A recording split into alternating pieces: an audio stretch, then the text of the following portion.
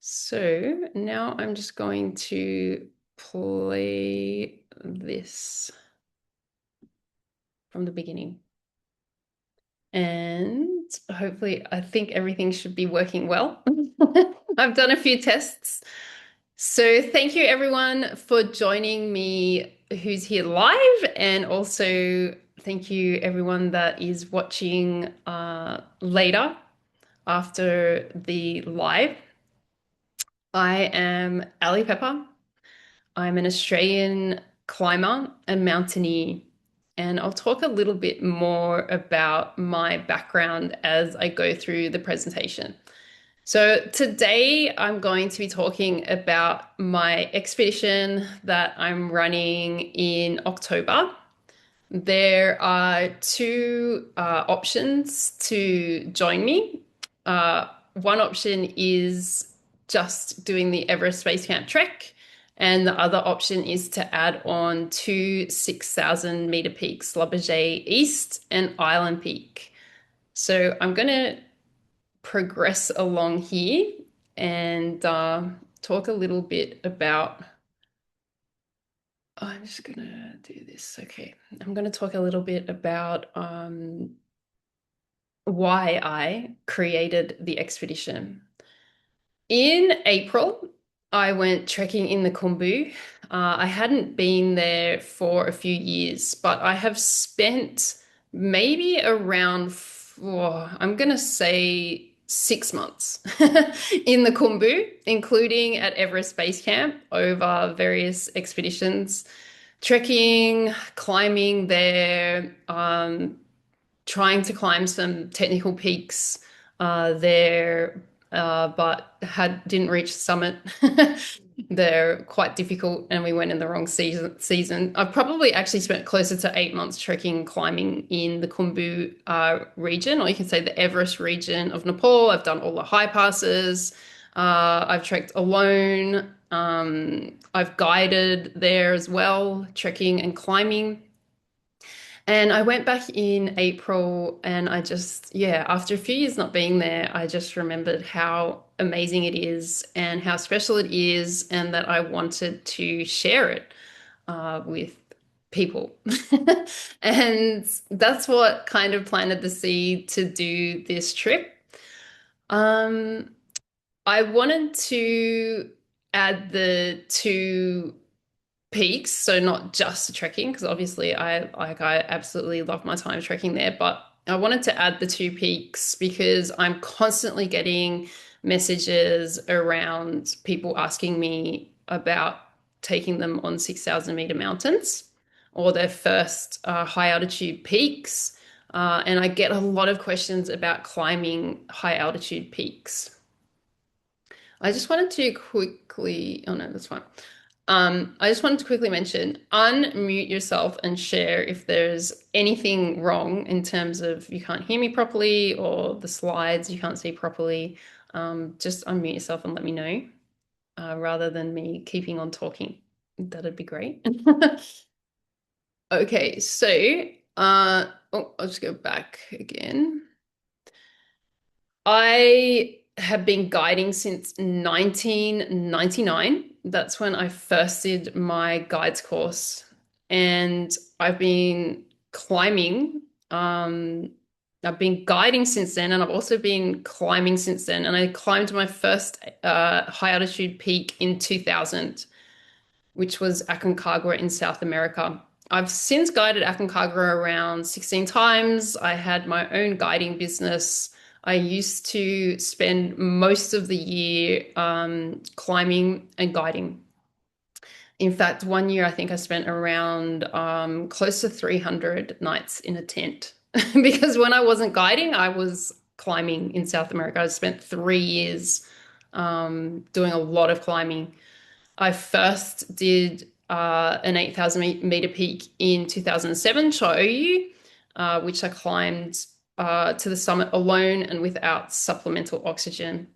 I've since summited 12 8,000-meter peaks, six of those peaks without supplemental oxygen. So I have quite a lot of experience, not just in the Khumbu, but at altitude and also climbing and guiding. This is a little map of the area that we'll be going to, and we fly into Lukla. I'm going to go through the itinerary like a little bit more in detail in a minute, but we're flying into Lukla in a helicopter.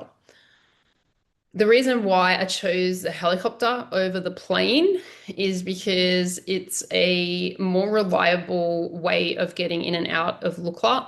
The plane on the very short runway needs very good conditions to fly, and it often can't fly when the helicopter can. And so a lot of people get stuck waiting either in Kathmandu or in Lukla to fly in the plane. And this can often chew days up in the itinerary. So apart from the fact that the itinerary works better with the helicopter, it's more reliable. I love helicopters. I've flown all through the Himalaya in helicopters, and it's a real highlight for me, and I think for most people to fly in a helicopter. So we're going to head up the valley from Lukla to Monjo, and then we have a very steep climb to Namche Bazaar when we're trekking in. And we're going to continue all the way up the valley towards Everest Base Camp via Dingboche, which is my favorite village in the whole of the Khumbu, apart from Namche, but it's higher up. And then we're going to acclimatize there, do an incredible hike up this absolutely beautiful hill, 5,000 meter one. And then we continue towards Everest Base Camp, up Kalatar, and we come back to Lobuche. At Lobuche, if you're trekking, then you will continue out back down the valley. If you're climbing, then you're going to continue up to Lobuche Peak, summit the peak, and then head across to Chugung to Island Peak, which is it's right next to Lhotse, in between Lhotse and Amadablam. And it's called Island Peak because it's like an island, which is what a really beautiful thing to stand on the top of it because you're just absolutely surrounded by this huge mountains, and it's incredible. I love that climb. And then, yeah, we'll head back out via Chugung and Dingboche again. But both of the trekking and climbing options, they will head through Portse on the way out, which is not so much a detour, but it's not the main trekking path. And it's incredible. I just absolutely love that area. Not that many people trek out that way or trek through that way. So it's a lot quieter. You see a lot of animals, and yeah, and we head back to Namche, back to Lukla, and helicopter out. So that's the main kind of map there. But I'll just sort of go through the itinerary a bit. Of course, it's all in the brochure. But when you arrive to Kathmandu, just something that I did want to chat about is that some people come from countries where it's a little difficult to find the right gear. And I just want to let you know that you can buy absolutely everything that you need for the trek or the climb from Kathmandu. And in fact, that's pretty much where I've bought everything myself for 8,000 meter climbing. So don't stress if you cannot find the things that you need easily. You can find them there and probably for a better price. So that's important to know. When you arrive, we will do a gear check. And as I said, shops are open very late. It's very easy to get things that you need that you don't have. And you can buy all the brands that you need as well. So it's great. We will do a bit of a sightseeing day at Buddha Stupa because I absolutely love it there.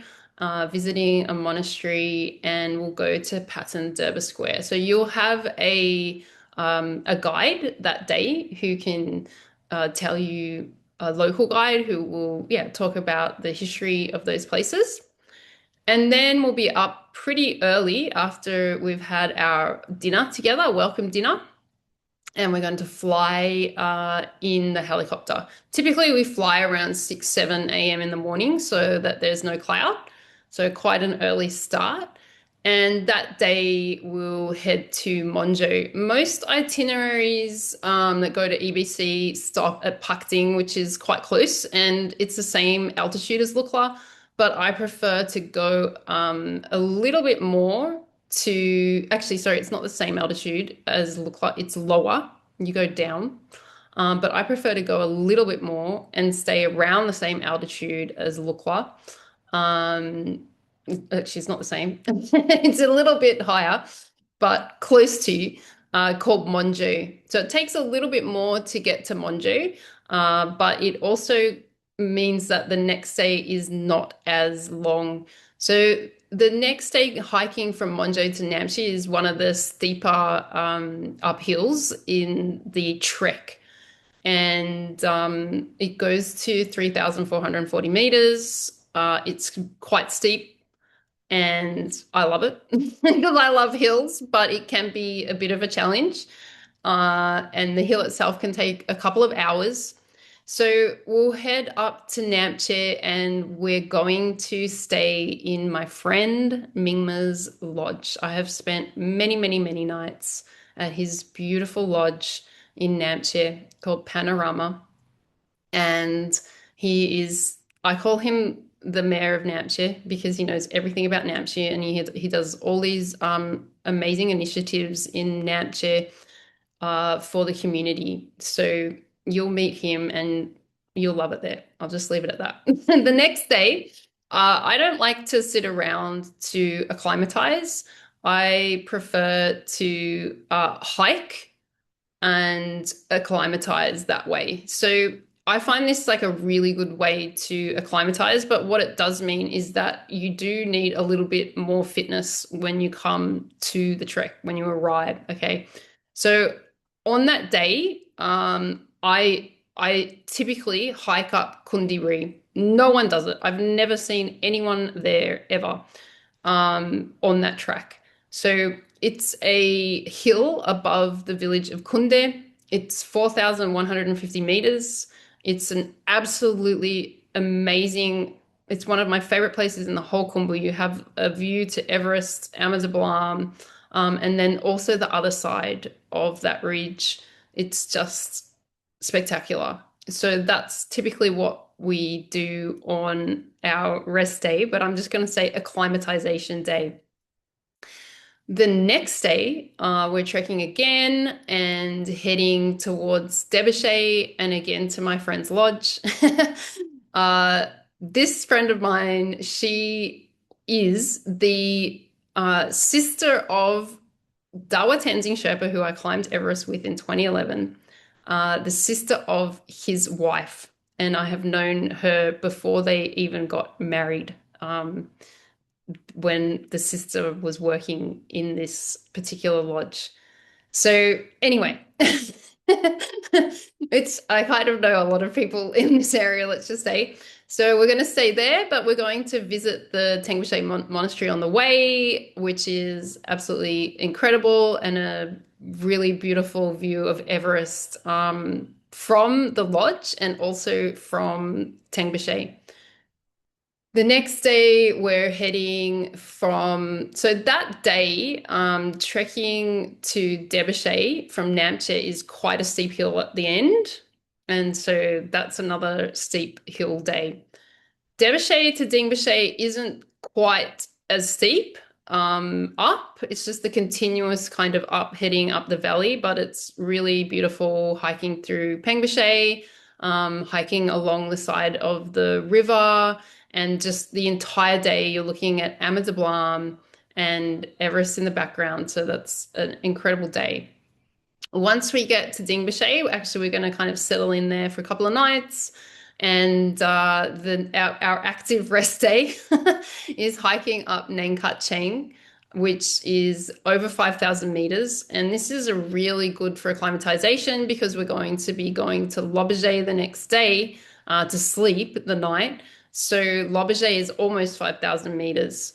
And Nangkat Chang is absolutely spectacular. It has the views of Ama Dablam, Island Peak, Makalu, and Lhotse, looking across the valley to all the peaks there. And yeah, amazing. Then from Dingboche, we're going to head, after 2 nights in Dingboche, we're going to head to Lobuche.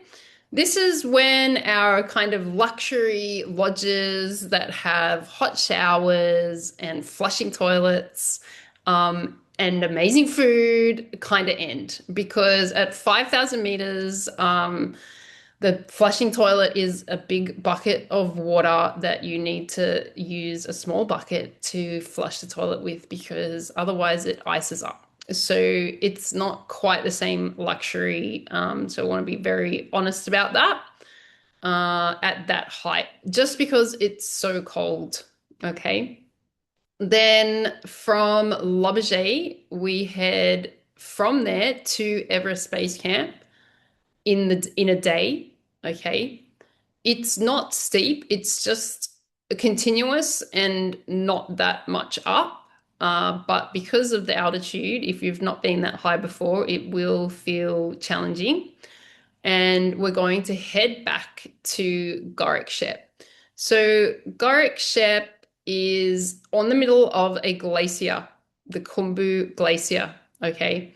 It's nothing to be too excited about, but it is close to Kalapatar, which is an incredible little hiking peak, which is just below 5,600 meters, which has an amazing view of Everest. Because at Gorik Shep, you can't see Everest. It's behind a ridge. So you actually need to hike up. Even from Everest Base Camp, you can't see the top of Everest. So you actually have to hike up Kalapatar to see the summit, which we'll do the next day. And if you're trekking, the trek will head out via Portse from Lobuche. Okay, so just going back, after we've done Kalapatar, we'll head back down to Lobuche. So heading down to Lobuche is quite easy. Going up Kalapatar will be a slow and steady uphill early in the morning. Okay, so if you're trekking from Lobuche, you have two options. You can either take the helicopter and head out, which is an additional charge, okay? And you can shorten the itinerary a few days if time is a big deal for you. Or you can continue to trek from Lobuche down to Portse, which is the incredible track that I talked about where I always see Himalayan tar. I even saw a musk deer along that way, eagles, and not too many people. So it's on the opposite side of the trail that of the valley, the river, from Pengboche. So you're looking across at Tengboche Monastery from there.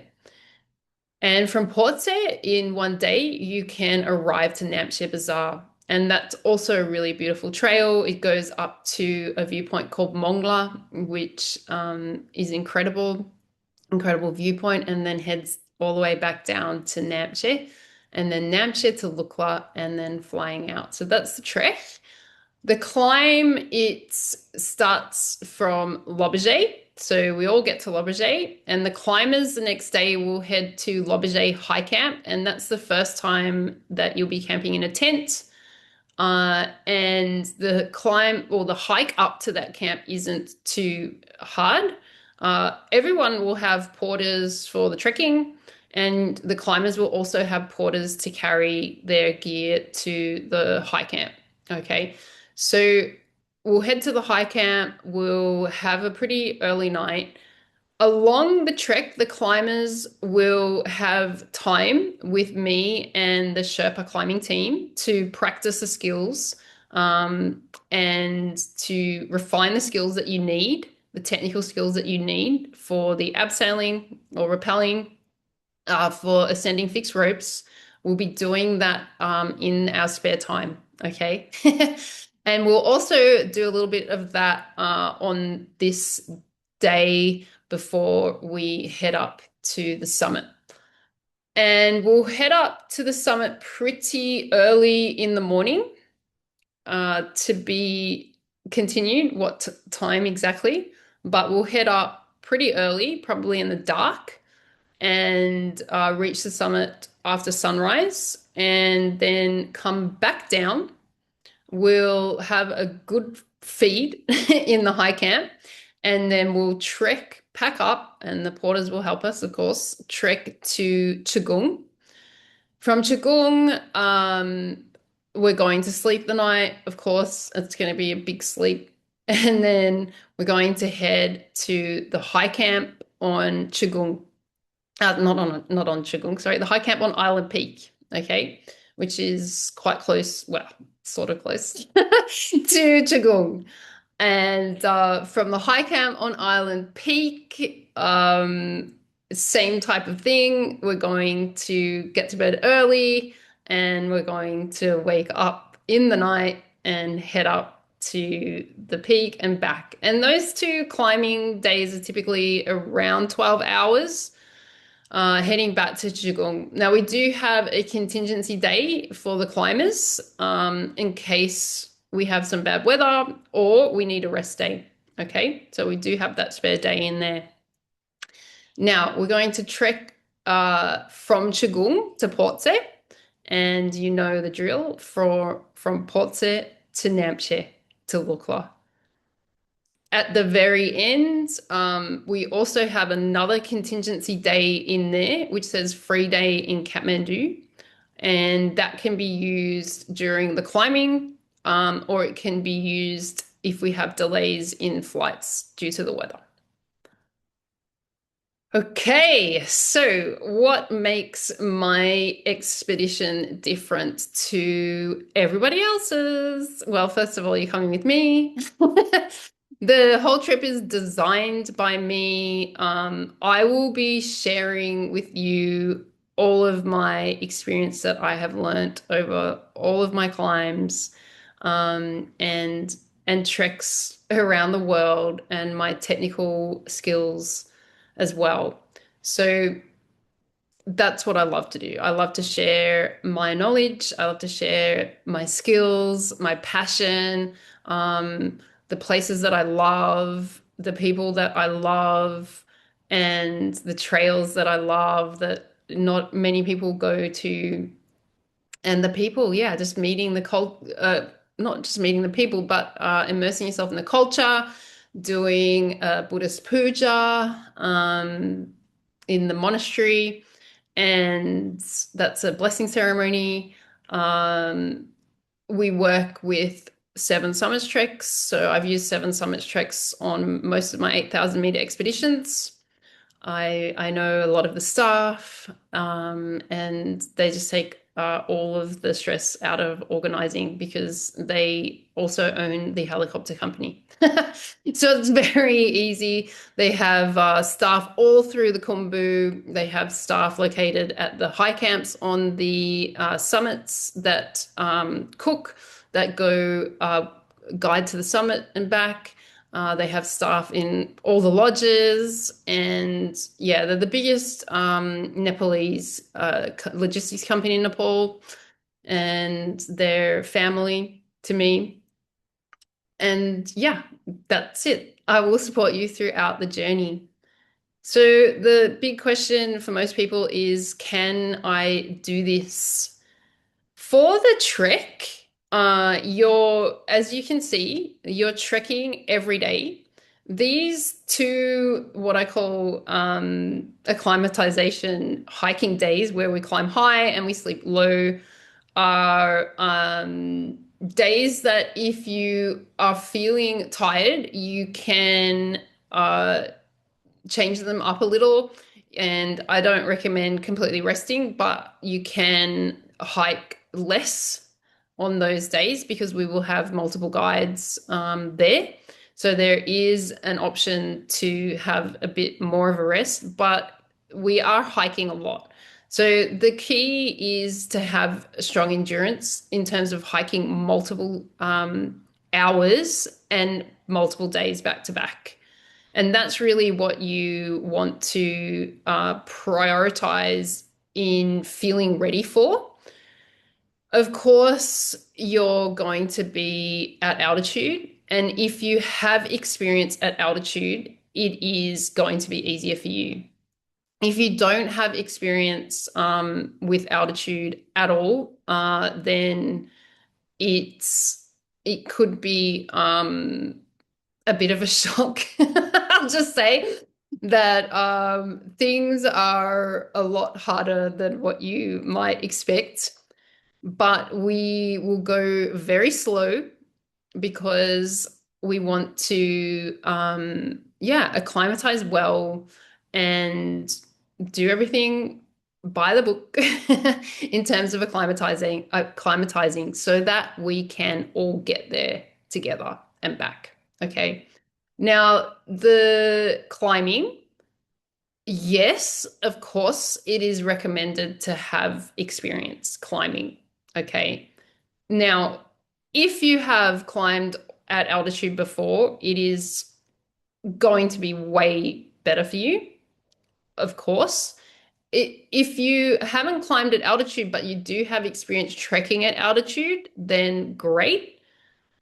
What I do suggest that you have to join is experience hiking in crampons or using crampons, okay, and basic rope skills. I don't recommend coming to the mountain without having abseiled before, because you're going to be doing quite a few hundred meters worth of abseiling.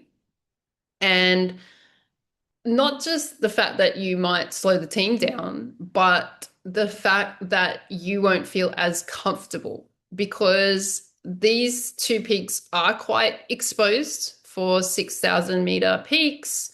You know, the exposure is real. There's a big view underneath you. It can get steep. You're hanging on a rope. Yeah, you're looking down, and you don't want to be practicing and learning how to do the roping skills when you're already at the edge of your comfort zone. So the further you can push your comfort zone before you get there, the more fun you're going to have. That's that's what I'm going to say. And the summit days can be up to 12 hours long. So whether or not you've done a climb that's lasted that long at altitude, that's okay, but you do at least, I recommend doing an endurance event or something that goes for 12 hours, even if it's hiking in hilly, like mountainous terrain for 12 hours, okay? Having your snacks with you, having your water with you, putting your layers on, taking layers off if you're warm, if you're cold, all of that, and just continuously going for 12 hours, okay? So your body knows what it's like to go for that long. You don't have to be an elite mountaineer, but you need to be prepared. So there's two peaks that are options beyond Everest Base Camp, Lobuche East and Island Peak. In terms of technical difficulty, to me, they're fairly similar. But the last time I guided Lobuche East Peak, so it's not the highest high peak as in Lobuche Peak because it's typically blocked by a big crevasse. But what everybody calls the summit, which is Lobuche East, typically people might find it a bit exposed. So the last time I did guide there, one of my clients was like, "Oh, it's too steep and scary for me." And I think rock climbing helps with that for sure. hiking on like exposed terrain, ridges, that kind of thing is going to help with the mental side of that. But I don't see it as that much more exposed as Island Peak is. Yeah, Island Peak did have a few crevasses last time I was there that needed ladders to cross, so that's pretty fun. And yeah, both of them have abseiling to head down and quite a few hundred meters of climbing. And you could say steep. I don't think it's that steep, but it's quite steep. So in terms of safety, obviously safety is number one, and we will have quite a few guides in the team. Uh, we will not take altitude for granted. Okay, I have seen many people go too fast and get altitude sickness going to Everest Base Camp. So many of them. So it's really important to me to guide safely, to check how everybody's going, in terms of the altitude, how people are sleeping, making sure we're drinking enough water. And I'm definitely going to be talking about this a lot as we're hiking, so you learn the symptoms and you can recognize them, and we can adjust accordingly. Okay. So we don't want to ignore the symptoms. Obviously, we don't want you flying out in a helicopter in an emergency. We want you flying out in the helicopter as your choice. All right. So that's why we need to be, yeah, really responsible. So not just, of course, me being responsible, but being responsible for yourself as well, making sure you're wearing the right layers for the day, for the weather, making sure you're carrying the things in your pack that I've recommended that you need to take each day, and speaking up if you're not feeling great, okay? Because the sooner we can get on top of things, the easier it is to continue on. And humility is a big part of high altitude. It's the even playing field. It doesn't matter how fit you are. Altitude doesn't care. Okay? If you go too quickly, altitude will slam you down.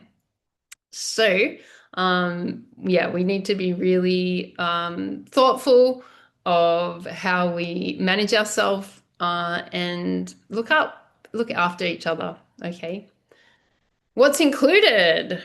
All right. So, in the expedition brochure, you're going to get all the details of what's included in the expedition, the helicopter transfers from Kathmandu to Lukla and back. Okay.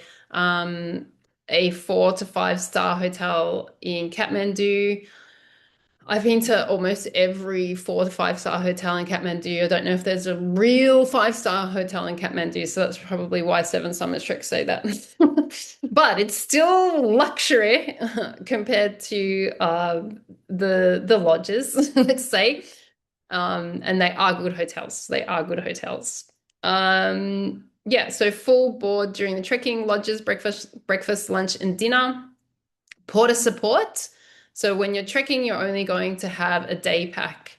All the climbing permits and the trekking permits. For the climbers, you'll have one Sherpa to two climbers. And in the high camp, you'll have tents, meals, you'll have a sleeping mat. You just need to bring your sleeping bag. All the group climbing equipment will be there. And you'll also have expedition support, a medical kit, weather forecasting.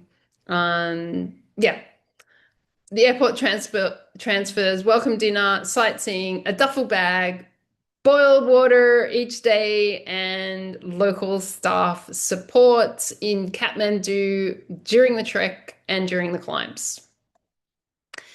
Okay, what's not included? Your flights to and from Kathmandu, your visa, the meals in Kathmandu and any extra nights in Kathmandu, your high altitude insurance and rescue. So there is a bit of information about that in the brochure that I added in for you. So that, and so has Seven Summits Treks, because there's not that many companies that cover this type of thing, but you'll find out who they are if you read through there.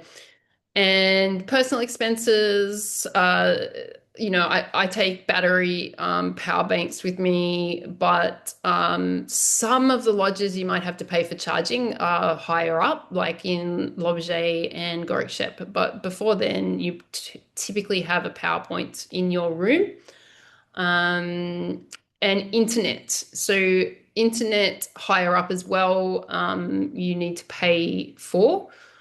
And yeah, so trekking gear, helicopter exits are a separate fee. And then the last thing, which probably should be the first thing, is the Sherpa bonus and staff gratuities. So this is how I am leading a Seven Summits Treks expedition. So I want to make that very clear. So I am doing things the way that they do. And the climbing bonus for the Sherpa is not included in the price, okay? Each Sherpa, so there's one Sherpa per two climbers, but each Sherpa needs a minimum of 300 US as a climbing bonus for guiding on the mountain. And for everyone else that's going to be working with us, so trekking guides, porters, the staff at the climbs high camps that stay there unbelievably for for like weeks on end, that look after the tents, that cook you food, for everyone else that is involved in our expedition, there is a fee as well as a tip, and that's listed there depending on whether you're a trekker or you're a climber.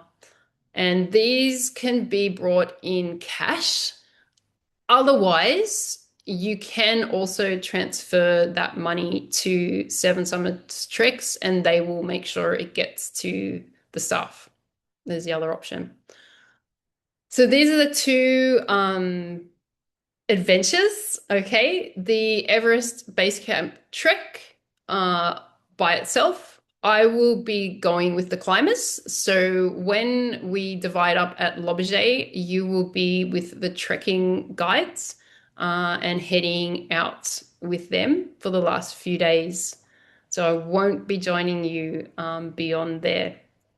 I wish I could clone myself, but I can't. But I would love to. So I'm going to be continuing on to Lobuche East and Island Peak with the climbing Sherpa and working with them to safely and successfully climb those two peaks with you. As I said before, there's two options. So either for the trek, you can leave from Lobuche after you've been to Everest Base Camp in a helicopter and shorten your trek by a few days. And with the climbing, you can leave from Dingboche in a helicopter and shorten your trek as well if that's important to you in terms of how long you're away for. So, if you're ready to join the expedition, first of all, you need to decide which adventure you're keen on. And then through the brochure, you'll see the details on how to book with Seven Summits Treks. You can email them. It's not through me, it's through them. And confirm your deposit.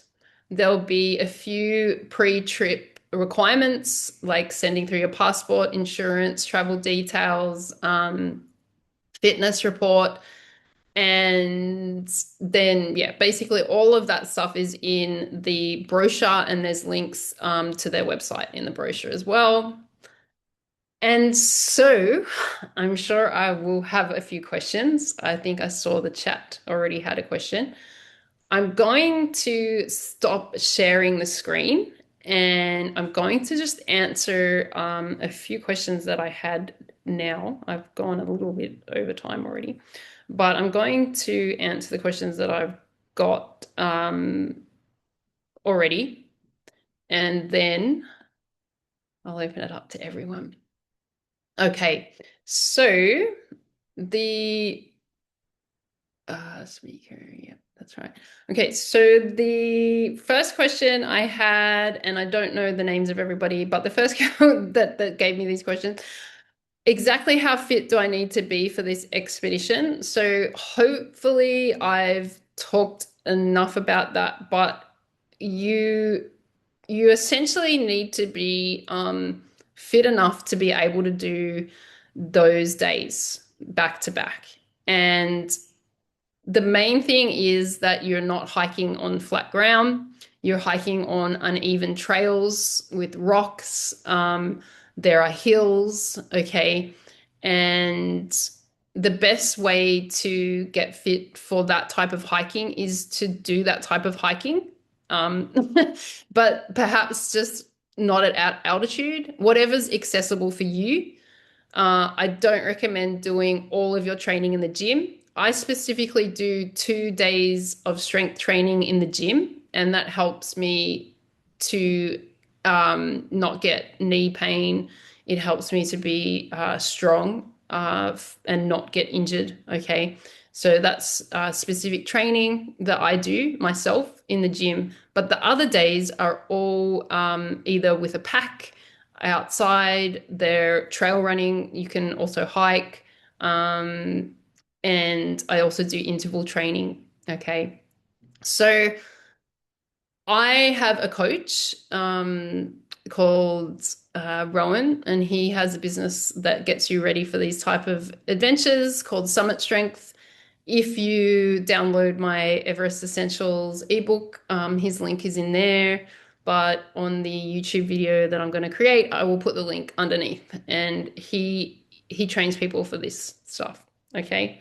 And on his website, there are heaps of blogs and videos around training for hiking and climbing. What level of trekking or mountaineering experience is needed? I think I've answered that already. In terms of mountaineering, like I said, it's great if you've done a fair bit of hiking in crampons. Okay. So you know how to use crampons. You're not going to be tripping over them. You know how to abseil. You don't necessarily need to know how to use fixed ropes going up with your ascender. We can teach you that. But if you have got some rock climbing experience, that's going to be helpful for exposure. And if you've either climbed or hiked mountains with exposure, that's also going to help you. How should someone physically prepare? I think I've answered that. You have enough time now, like for sure. Yeah. If you're pretty physically fit, you could prepare in 6 weeks if you had a pretty structured training plan, if you're starting off quite fit. If you're not that fit, then I'd want to start quite soon.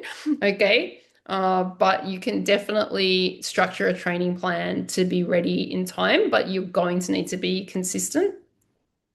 And yeah, and get in as much hiking as you can. And if you can get in a trip before this expedition where you do a multi-day hike, then carrying a pack, that would be great. I'm 65. I'm in pretty good shape. Awesome. Is trekking to Everest Base Camp a realistic option for someone my age? Absolutely. I have taken people in their 60s up Aconcagua, which is quite difficult, and they've carried all their own gear. Yeah. Like 20 plus kilo backpacks. Aconcagua is almost 7,000 meters. It's very hard. So, yes, it is 100% possible And a lot of the time, my older trekkers and climbers have been fitter than the younger ones. So I think a lot of the time, it's not about age. Yeah, it's about your knowledge, your skills, and yes, of course, your fitness and endurance. And when we get older, we tend to get better endurance because we're sort of less focused on trying to be the fastest. Yeah, we just plod along, and all of a sudden we're standing on the top of an 8,000 meter peak. I had a knee replacement last year. What are the fitness and physical expectations? Could someone with a knee replacement realistic do the trek? So for a knee replacement, it's not like ruled out, yeah, because of course I've had a lot of friends that climb and they have had knee replacements, but you would need to talk to your doctor about it on like, because I don't know where you're at in your journey now. I don't know how much strength you've got now. I don't know how well you're trekking already. So yeah, you've got until, August, oh, not August, it's August 16. You've got until October 20. It's possible. Like, so don't, I'm not going to rule it out, but you need to be hiking uphill. You need to be doing steep hiking. You need to be walking on uneven terrain. Yeah. And dirt and rock to actually figure out whether you're ready or not. And you would probably need to get a medical certificate, I'm going to say, as a clearance, but you'd need to talk to Seven Summits Treks about that.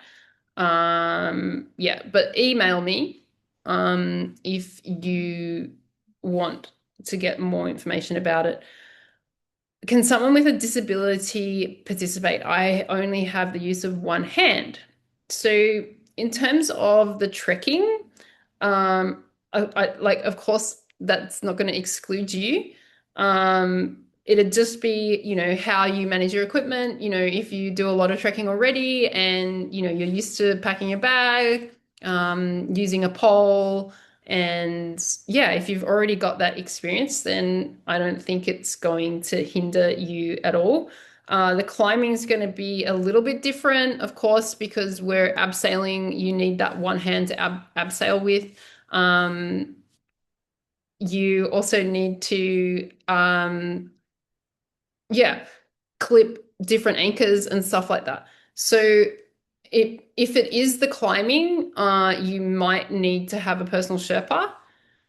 I don't know because you didn't specify whether it was the climbing or not. And we would have to discuss that with Seven Summits Treks and see what safety would be needed and obviously identify exactly where you're at in terms of your skills and experience before we make that call. So I'm not saying no, but I also need a little bit more information to decide about that. And so will Seven Summits Treks.